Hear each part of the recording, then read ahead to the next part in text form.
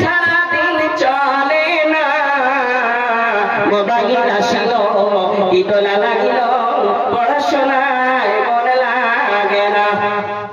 রাত 12টার পরে বন্ধু যখন ফোন করে, দু চোখেতে ঘুম আসে না।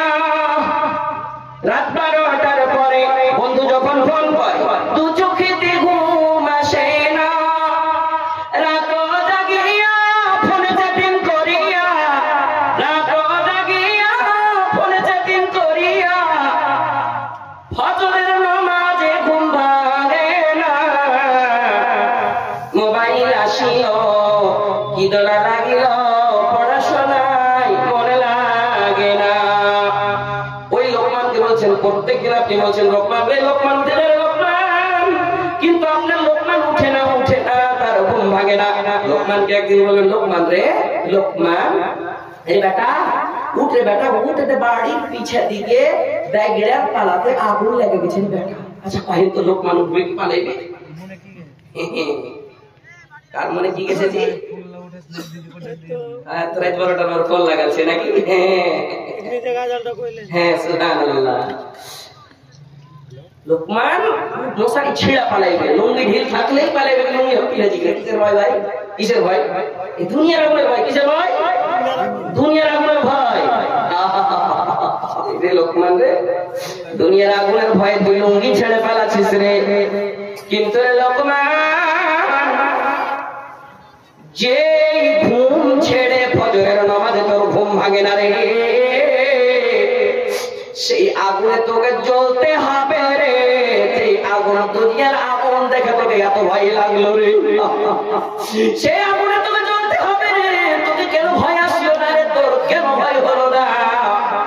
সেই আগুনে জ্বলতে হবে রে, যে আগুনে এত ভয় ছিল, যে আগুনের এত ভয় ছিল রে বাপুরা আমার। আগুন দিয়ে তৈরি করেছে। আপনি মনে মনে ভাববেন মৌলভী সাহেব, আগুন জাহান্নামের আগুন পানিতে মারলো, তো জাহান্নামের আগুন তো পানিতে নাই, পানিতে আগুন আছে।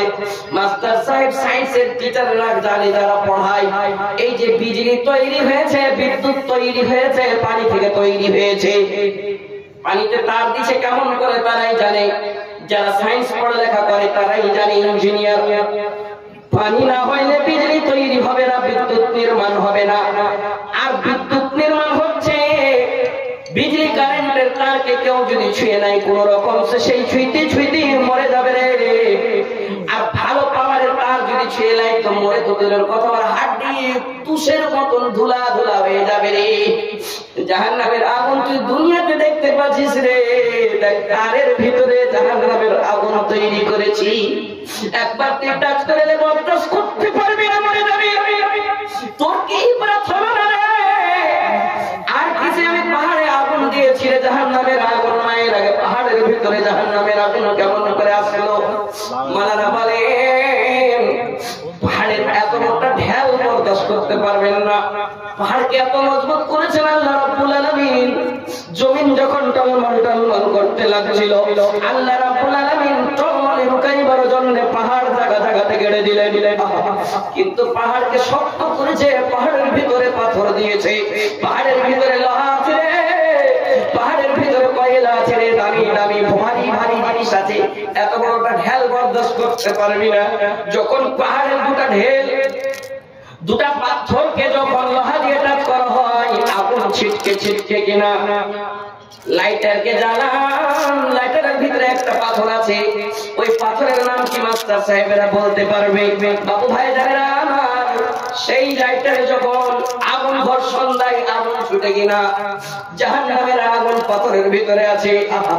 কতবার লোহার টাক্কারে, কতবার লোহার টাক্কারে আগুন ধরেছে, আগুন ধরে সব দেশ বিদেশকে গাঁও গ্রামকে জ্বালিয়ে রাত করেছে। জাহান্নামের আগুন তুই দুনিয়াতে দেখতে পাচ্ছিস রে, তোর ভিতরে কি বাদ কেন হলো না? তুই সামান্য একটা চা, গরম চা জিহ্বায় লাগাইতে পারিস না রে। একটা চা যখন গরম হয় জিহ্বাতে লাগাইতে পারি না, একটু তোকে ঠান্ডা করার জন্য রাখছি রে। আল্লাহর রাসূল যখন দ্বীনের দাওয়াত দিলেন, ইয়া আইয়ুহাল মুসলিমুন কুলু লা ইলাহা ইল্লাল্লাহু তুফলিহুন, মায়ের আগে শুনো, ও মুসলমানের দল রে, ও আমার উম্মতেরা রে,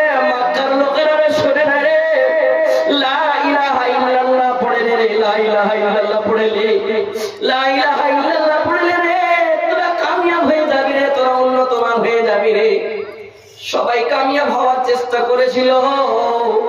চাচা জানকে বলেছে, চাচা জান, ও আমার চাচা জান গো, দুনিয়ার আগুন বরদাস্ত করতে পারেন না চাচা জান, এমন আগুনে জ্বলতে হবে গো, সেই আগুন বরদাস্ত করতে পারবেন না গো চাচা জান। একবার কলেমা পড়লেন, কেউ কথা মানতো না। রাসূলকে দিওয়ানা বলতো, মাজনু বলতো, তুই কোন কথা বলছিস, কে তোর আল্লাহ, কে তুই রাসূল, তুই কিছু জানি না।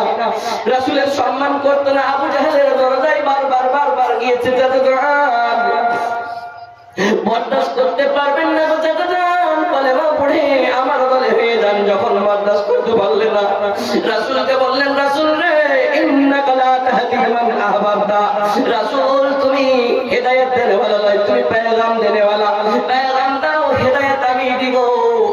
আল্লাহর রাসূল দুআয় মগ্ন হলেন, আল্লাহ গো, আল্লাহ গো, একবার অনুমতি দেন, কারোর জন্য দোয়া করব না, মক্কার দুটা লোকের জন্য দোয়া করব। একটা হলো হযরত উমরকে আপনি হেদায়েত দেন, একটা হলো আবু জাহল আমার চাচাকে আপনি হেদায়েত দেন। আল্লাহ একজনকে হেদায়েত দিলেন, একজনকে হেদায়েত দিল না, একজনকে হেদায়েত দিলেন, একজনকে হেদায়েত দিল না। ওই বাবু ভাই যাবেন আমার, যখন দ্বীনের দাওয়াত আল্লাহর রাসূল দিয়েছিলেন, একটাই দাওয়াত, কুলু লা ইলাহা ইল্লাল্লাহ তুফলিহুন, তোরা যদি কলমা পড়ে নিস রে, তোরা কামিয়াব হয়ে যাবি রে, তোরা সফলমান হয়ে যাবি রে। কিসের কামিয়াবি? মানে জাহান্নামের আগুনে জ্বলতে হবে না, না তো জাহান্নামের আগুনে জ্বলতে হবে। এই ব্যাপার নিয়ে হযরত উমরের জামানার একটা ঘটনা শুনেন বাবু ভাই জানেন আমার। সাদিসুল ইসলামের ব্যাপারে একটা ছোট্ট ঘটনা বলবো, মুখতাসার। মায়ের আগে শুনিও, যদি শুনেছো আবার শুনে নাও, যদি না শুনেছো শুনে নাও। কি ঘটনা? দুঃখ ভারী ঘটনা রে মায়েরা আমার রে। ঘটনা বেশি লম্বা লাগে, কেউ যায় না, শেষের বেলায় দোয়া করে দিব সবারই লেখেন। দোয়া নিয়েন, মুসাফিরের দোয়া নেওয়া খুব দরকার। মায়ের আগে কেউ যায় না, মায়েরা বেশি 15-20 মিনিট আর আছি, ইনশাআল্লাহ দোয়া দিব তোমাকে, তোমার জীবনের জন্য দোয়া। মানুষের হায়াত কখন আছে কখন নাই আল্লাহ ছাড়া কেউ বলতে পারবে না। মুসাফির মানুষ বাবু ভাইরা, মুসাফিরের দোয়া আল্লাহ রাব্বুল আলামিন সাত আসমান চেয়ে কবুল করে, মাজলুমের দোয়া কবুল করে, ওয়ালিদাইনের দোয়া কবুল করে। আজকে মুসাফির হিসেবে আপনারা দোয়া দিয়ে যাব, নেবেন তো ইনশাআল্লাহ? সুবহানাল্লাহ। হযরত উমরকে আল্লাহ রাব্বুল আলামিন হেদায়েত দিলেন, দ্বীন গ্রহণ করলেন। দ্বীন গ্রহণের পরে রাসূল যখন মারা যান, ইসলাম আবাদ করে দিয়েছেন। রাসূল মারা যাওয়ার পরে হযরত আবু বকরের পরে হযরত উমর খলিফাতুল মুসলিমিন বললেন, উমর মসজিদে নামাজ পড়াইতেন। নামাজ পড়ানোর সময় আসসালামু আলাইকুম ওয়া রাহমাতুল্লাহ, এই উমর সালাম ফেরার পরে প্রত্যেকদিন উমরের একটা পার্সোনাল জায়গা, পার্সোনাল চেয়ার, সভাপতি আমার মন্ত্রীর মতন হয়ে বসে আছে, তার পাশে একটা লোক এসে বসে যায়। প্রত্যেকদিন লোকটাকে বসায়, ঠিক তেমনি হযরত উমরের পাশে একটা পার্সোনাল জায়গা থাকতো ডান দিকে। প্রত্যেকদিন বলা ছিল, বেলাল তুমি এই জায়গায় এসে বসে যাবে রে বেলাল। একদিনকার ব্যাপার, সালাম ফেরার পরে বেলালের জায়গাটা ফাঁকা দেখেছে। বেলালের জায়গা ফাঁকা। এই ফাঁকা জায়গাতে পূর্ণ করার পরে, ফাঁকা জায়গাতে পূর্ণ করার জন্য হযরত খাব্বাব বিন আরত বলে একজন সাহাবী এই জায়গাটা পূর্ণ করেছেন। নামটা মনে রাখবেন না তো মনে করতে পারবেন না, আমি ওয়াকিয়া বললাম না ঘটনা বললাম না কিসসা বললাম। তাবকাতের ভিতরে সহিহ তারিখের হাওয়ালায় আপনার সামনে ছোট্ট একটা ওয়াকিয়া রাখছি, যদি মনে হয় তো এই কানে গুঞ্জালিয়েন, ইবরাত হাসিল করে নিয়েন। খাব্বাব যেমনই বসা, হযরত উমরের বড় বড় চোখ দিয়ে উমরকে দেখে যে রাস্তা দিয়ে যেত, শয়তানি প্রবেশ করত না। খাব্বাব থর করে কাঁপতে লেগেছে। খাব্বাব কেমন করে তোর সাহস হলো এই জায়গায় বসা? বলে আমিরুল মুমিনিন, এই জায়গাতে বসে আমি কি ভুল করেছি গো বলবেন? বলে এই জায়গাতে ওই বসবে, বেলাল ছাড়া কেউ বসবে না, বেলালের জন্য পার্সোনাল। বলে বেলাল কি কাজ করেছে? সেই কারণে আপনি একটা জাদরাল সাহাবা, আপনি একটা জাদরাল আমিরুল মুমিনিন, খলিফাতুল মুসলিমিন আপনার পাশে বেলাল বসবে, আমি কেন বসতে পাবো না? বলে খাব্বাব রে, বেলাল এই ইসলামকে গ্রহণ করার জন্য যত কষ্ট উঠাচ্ছে রে, পৃথিবীর বুকে কেউ কিন্তু ওর কষ্টের বদলা দিতে পারবে না। বলে কি করেছে ওরা আমিরুল মুমিনিন একটু বলবেন? বলে খাব্বাব রে, এই বেলালের একটু সামান্য ঘটনা শুনতে, বেলালের কিছু কথা লম্বা করবো না, আপনারা শুনেন। আপনারা খুব বেলালের ঘটনা শুনেছেন। বেলালের মুখে যখন একটা কালমা বেরাল ছিল, বেলালের মুখের কালমাটা আমার সঙ্গে সঙ্গে বলবেন, আশহাদু আল্লা ইলাহা ইল্লাল্লাহ ওয়া আশহাদু আন্না মুহাম্মাদান আবদুহু ওয়া রাসূলুহু। বেলাল যখন সেই কালমা মুখে বের করা, বেলালের সঙ্গী সাথীরা তার মালিককে বলে দিল, উতবা বিন আবি মুঈত, উতবা, শাইবা, আবু জাহাল, বড় বড় মক্কার লিডাররা যেমন শুনতে পেল বেলালকে মারার জন্য মক্কার কাফিরকে যুবক যুবক ছেলেরাকে হুমকি দিল, ওরে মক্কার যুবকের রে, বেলালের পায়ে বেড়ি দিয়ে রে, এই কালমা পড়েছে বেলাল, তুমি নাকি কালমা পড়েছো? জি হ্যাঁ, আমি কালমা পড়েছি। কালমা আমি মুখ দিয়ে বের করিনি, কালমা আমার অন্তরে গেঁথে গিয়েছে, চিরকালের মতন বের করতে পারবে না। বলে এই ব্যাপার নাকি? বলে বলে বেলালের পায়ে বেড়ি দিয়ে দাও, বেলালের গলায় বেড়ি দিয়ে দাও। ভাই জানেন, যেমন আমাদের গ্রামগঞ্জে ঢালাইয়া রোড আপনারা দেখছেন, ঠিক তেমনি মক্কার পথরেলি জমিন, পাহাড়ি জমিন, পথরেলি তত্ত্বান করে ছোট ছোট কালকার বেলালকে কইছে টানতে টানতে টানতে টানতে, অতক্ষণ ছাড়বি না, অতক্ষণ ছাড়বি না, যতক্ষণ বেলাল না বলবে কালেমা আমার মুখ থেকে আর বেরোইবে না। সুবহানাল্লাহ, অতক্ষণ ছাড়বি না। সামনে খাব্বাবকে শুনেছেন হযরত উমর, বলে এমনি আমি এই জায়গাটা রাখিনি বেলালের জন্য, আমি ওই কারণে বেলালের জন্য জায়গা রেখেছি রে। তবু মক্কার কাফিররা জানেন, কাফিররা ছেড়ে দেয়নি। বেলালকে বলছে, বেলাল রে, দিন ছেড়ে দে, মুহাম্মদকে ছেড়ে দে, কলমা ছেড়ে দে। বলে না না, আমি কলমা ছাড়বো না। বলে করবি কি বল? এক এক কাম কর, চিৎ করে তার পিঠের চামড়া গুলো ধলো ধলো হয়ে গেছে, কালো চামড়া গুলো, চরক গুলো লাল লাল হয়ে দেখা যায়। বলে একে চিৎ করে শুবাইয়া দে, চিৎ করে শুনোর পরে বুকের উপরে পাথর চাপিয়ে দে, আর বল কি বেলাল রিটার্ন নাই? কিন্তু বেলাল রিটার্ন আসে না। কুল হুয়াল্লাহু আহাদ, আল্লাহু আহাদ, আল্লাহু আহাদ, আহাদ, এক আল্লাহ, এক আল্লাহ ছাড়া বেলালের মুখে আর কোনো কথা নাই। ওই জন্য বেলালকে আমি পার্সোনাল জায়গা দিয়েছি। বেলালের কষ্ট না দেখতে পেরেছি হযরত আবু বকর সাহাবী, হযরত আবু বকর রাসূলকে যে বললেন, রাসূল অনুমতি দেন গো রাসূল, অনুমতি দেন, বেলালের কষ্ট দেখা যায় না। বলে কি হয়েছে রে? বলছে বেলালকে এই ধরনের শাস্তি দিচ্ছে, অনুমতি দেন, যত সম্পত্তি লেগে যাক না কেন বেলালকে খরিদ করে আজাদ করবো।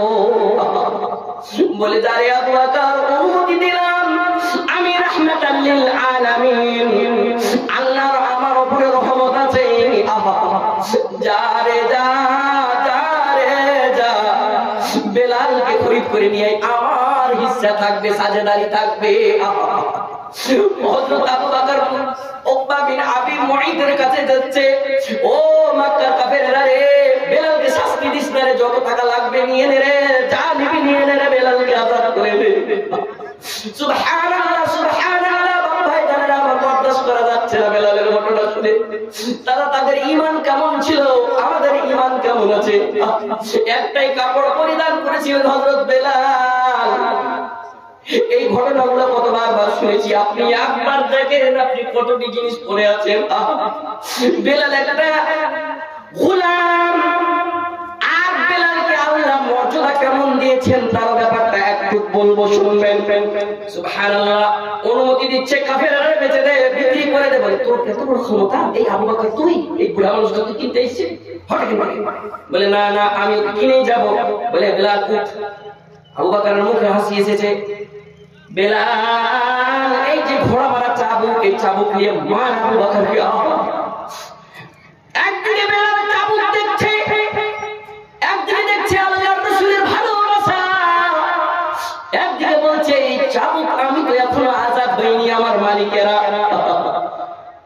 এখন ধর চাবুক, আক্রমণ কর, কর আঘাত, কর চাবুক।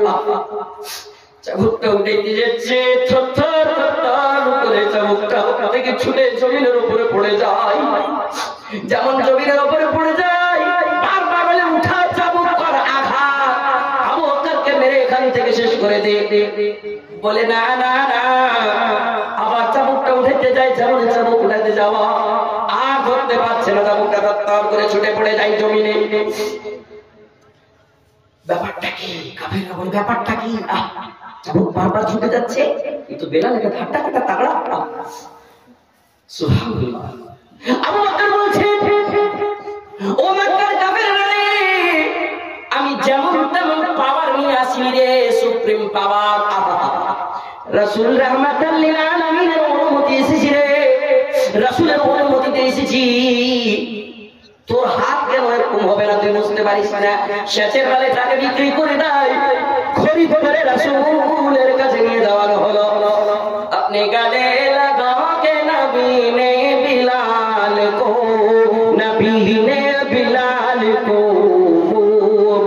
আপনি গালে লাগাকে নবী নে বিলাল কো, নবী নে বিলাল কো, दुनिया से गाने घोरे का झगड़ा मिटा दिया, झगड़ा मिटा दिया, दुनिया से काले घोरे का झगड़ा मिटा दिया, झगड़ा मिटा दिया, ये मौजज़ा रसूल खुदा ने दिखा दिया, खुदा ने दिखा दिया। इंटरनेशनल मुअज्जिन बनिए दिले। শুনেন, সামনে চোখে দিয়ে পানি ঝরঝর করে হযরত উমরের পড়ছে, হযরত খাব্বাবের পানি টস করে পড়ছে। বলছে আমিরুল মুমিনিন, আমি তো ঘটনা শুনলাম, আপনি বুঝতে পারলাম কি এই জায়গাটা ওর জন্য রেখেছেন। আমিরুল মুমিনিন, আমার ব্যাপারটা একটু শুনবেন। আমিরুল মুমিনিন, আপনাকে তো বলতে কোনো কথা বলতে ভয় লাগছে, কিন্তু হকিকত বয়ান করতে কোনো ভয় নাই। আমিরুল মুমিনিন, আপনার সামনে একটি মন্ত্রী মানুষ, কেমন করে আমি জামাটা উঠাবো? আমিরুল মুমিনিন, আমি জামাটা কিন্তু উঠাবো। বলে উঠাও। কি হয়েছে তোমার জামার পিছনে? বলে আমিরুল মুমিনিন, আমার পিঠ খানটাকে আপনি একটু দেখেন, পিঠের ভিতরে কেমন আঘাত। বলে তোর পিঠের ভিতরে কেমন গাড়া গাড়া গাড়া গাড়া হয়ে আছে রে, তোর হাড্ডি গুলো চিনানো যাচ্ছে, কি ব্যাপারটা হয়েছে? যেমন অপারেশন করা আছে, বড় বড় ফোট হয়ে নাকি? বলে আমিরুল মুমিনিন, আমিরুল মুমিনিন গো, আমি একটা চাকর ছিলাম, আমি একটা কিসের কাম করছিলাম, নকরি চাকরি করছিলাম একটা কাফের বাড়িতে, কাফের ফ্যাক্টরিতে। সেই ফ্যাক্টরিটা কিসের ছিল? আগুনের ফ্যাক্টরি, লোহার ফ্যাক্টরি, লোহা তৈরি করে ছুরি চাকু তৈরি করতো আমিরুল মুমিনিন। আমি খুব সুন্দর একটা কারিগর ছিলাম। আমি সাদিসুল ইসলাম 6 নম্বর ইসলাম গ্রহণ করেছি। ইখতিলাফ আছে, কেউ বলছে 6 নম্বরে, কেউ বলছে 8 নম্বরে, কেউ বলছে শুরুয়াতি দৌড়ে। সুবহানাল্লাহ। কিন্তু ঘটনা সত্য বাবু আমার শুনবেন। আমিরুল মুমিনিন গো, আমি সব সময় আগুনের সঙ্গে খেলাধুলা করতাম, আগুন টেম্পারেচার করতাম, লোহাকে ভরতাম, লোহাকে দমড়ে যেমন তেমন করতাম, যেটাই চাইতাম সেটাই তৈরি করতাম, হাসুয়া কদল তৈরি করতাম, লম্বা লম্বা লোহাগুলোকে আবার তাকে এমন সুন্দর করে জিনিস তৈরি করতাম। আমিরুল মুমিনিন, হঠাৎ আমি শুনলাম কি দুনিয়ার আগুন চাইতে এমন একটা আগুনের ঘর দেখাইছে বানি হাশিমের একটা ছেলে, তার নাম হলো মোহাম্মদ। সেই মোহাম্মদ নাকি ওই জাহান্নামে জ্বলতে হবে, তার ভয় দেখাইছে। এই দুনিয়ার আগুন চাইতে কত কত গুণা টেম্পারেচার আগুনে জ্বলতে হবে। সে বলছে লা ইলাহা ইল্লাল্লাহ পড়ে নাও, আশহাদু আল্লা ইলাহা ইল্লাল্লাহু ওয়া আশহাদু আন্না মুহাম্মাদান আবদুহু ওয়া রাসূলুহু পড়ো, নামাজ পড়ো, রোজা রাখো, আর দ্বীনকে মেনে নাও, আমাকে রাসূল বলে মেনে নাও, এক আল্লাহকে মানো। এই দুনিয়ার সমস্ত বুত পূজা, মূর্তি পূজা, গাছ পূজা, পানি পূজা, সূর্য পূজা, এগুলো বাতিল বাতিল বাতিল। আমি কালমা পড়লাম, যেমনই কালমা পড়েছিলাম আমিরুল মুমিনিন, আমার সঙ্গী সাথীরা আমার কাজে ছিল, আমার সঙ্গে কারিগর গালা ছিল, আমার মালিককে জড় করে দিয়ে বলে দিল, মালিক খাব্বাব নাকি সাক্ষী দিয়েছে মোহাম্মদের ছেলে, মোহাম্মদকে সাক্ষী দিয়ে দিয়েছে।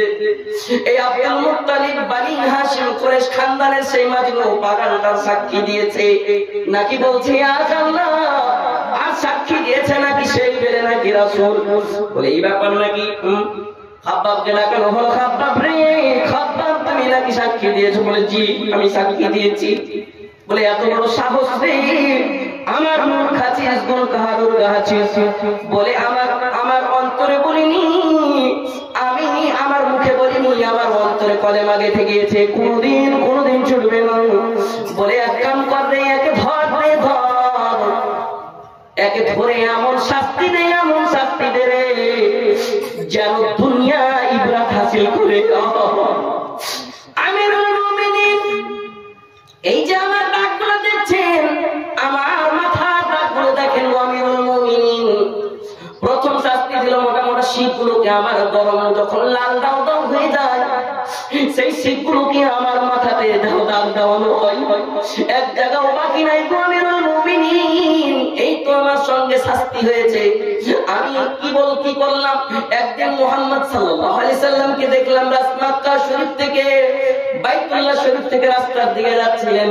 আমি হাতের ইশারা করে বললাম ইয়া রাসূলুল্লাহ, আল্লাহর রাসূল গো, আপনার সঙ্গে যদি সাক্ষাৎ করি গো, কুটনির মতন কেউ কুটনি আমার মালিককে যে বলে দিবে আমার সঙ্গে শাস্তি হবে। আল্লাহর রাসূল গো, দূর থেকে ইশারা করে বলছি আসসালামু আলাইকুম।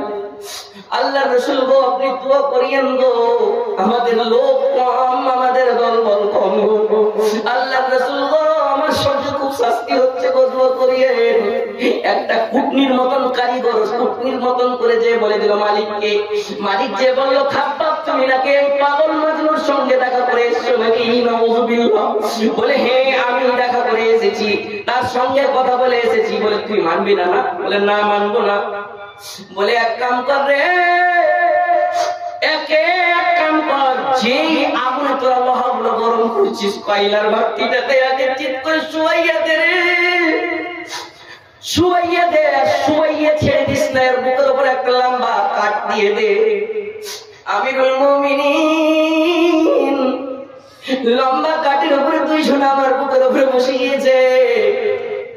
আমিরুল মুমিনিন গো, এই দাগগুলো যে দেখছেন, আমি বলছি আমাকে কষ্ট দিস না রে, আমাকে এই জায়গা থেকে ছেড়ে দে, আমার বেতন দিয়ে দে, আমি চলে যাব, তোর বেতন দিব না।